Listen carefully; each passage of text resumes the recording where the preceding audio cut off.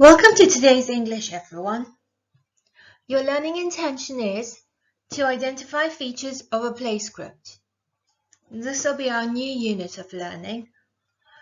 So while you pause, get yourself paper, pencil, or pen and a ruler. Neatly write down the date and learning intention and underline it so we can move on.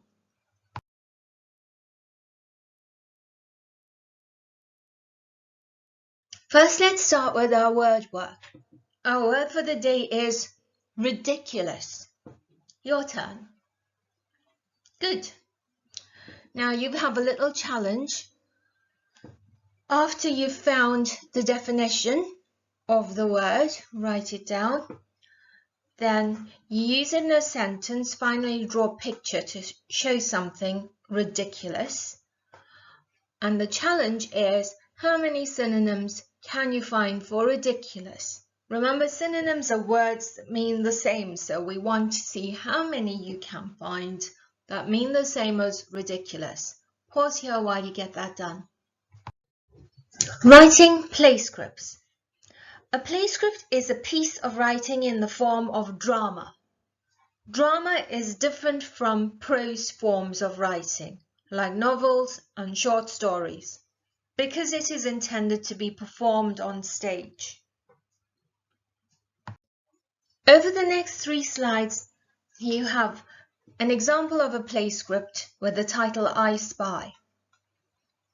See if you can get some of your grown-ups or perhaps your brothers or sisters to help take on the roles of characters while you take on one for yourself, and have a go with this play, performing the play.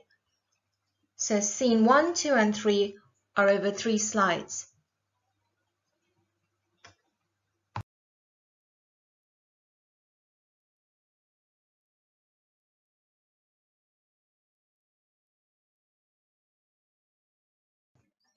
Every play has a title.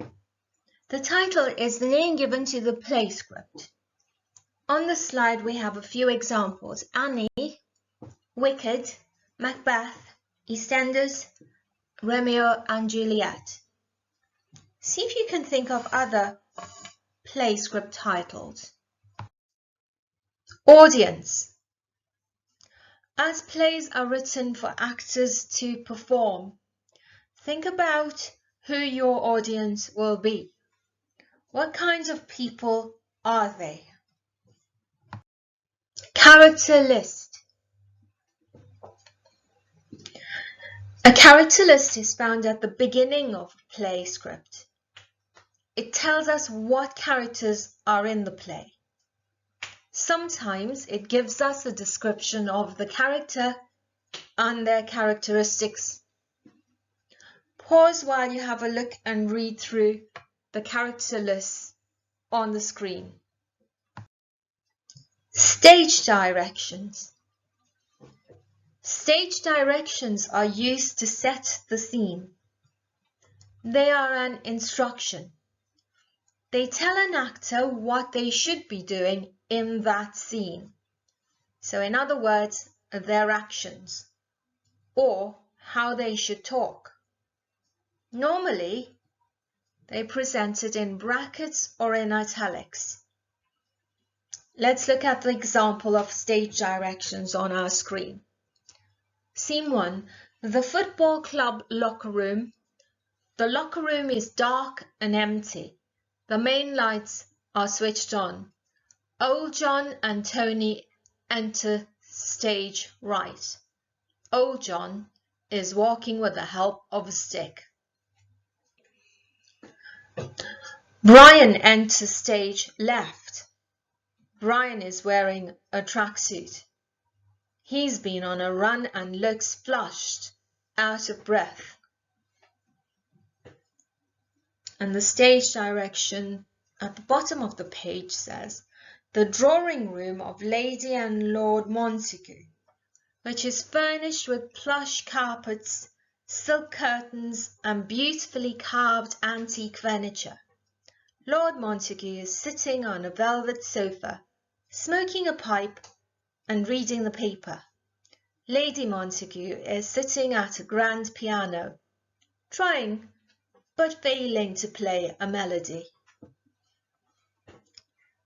Read through the stage directions on your own.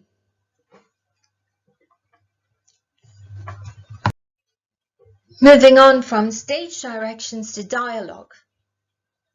Dialogue is the speech between characters. The characters' names are on the left-hand side of the page. There are no speech marks. The speech is separated by a colon.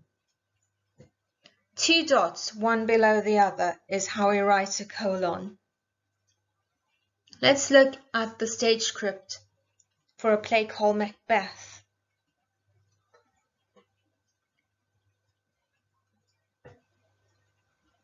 And there's dialogue here between a first, second, and third witch. You're going to pause while you read through that. Scenes.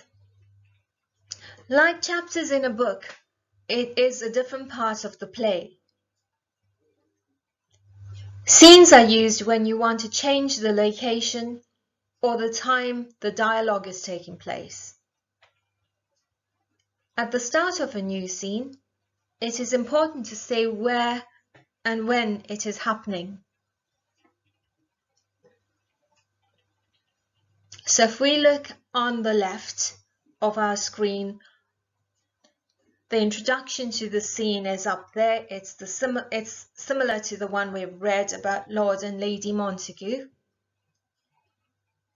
Here's another pause point while you read the introduction to the scene and the dialogue between the Lord and Lady. Setting the scene. So setting the scene is all about giving the actors information or an idea, a description about the scene. It provides information like where it is, in other words, the location, what it is like, the weather for example, and who is there. Let's look at this example.